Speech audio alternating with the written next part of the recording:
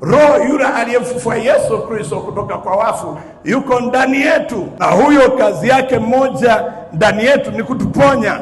Na ndio maana leo kama ulikuwa unaumwa utatoka ukiwa mzima. Haleluya.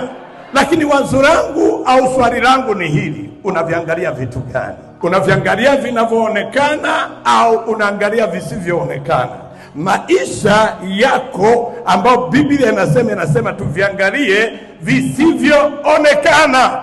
Anza kuona utajiri usioonekana. Anza kuona biashara ambayo hujawahi kuifanya isionekana.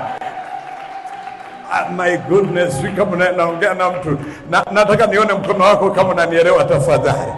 Hebu sema amen. Na ndio maana ukiwa hauna kitu kusema wewe ni tajiri, unaona kama you are confusing yourself.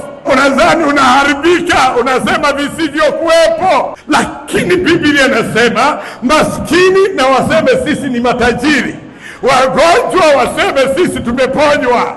Si kama nielewa ninachosema. Unaona nini? Mungu anakutana na Yeremia, kitu cha kwanza kabisa unaona nini Yeremia? Lakini mimi Mungu naliangalia neno langu nilitimize.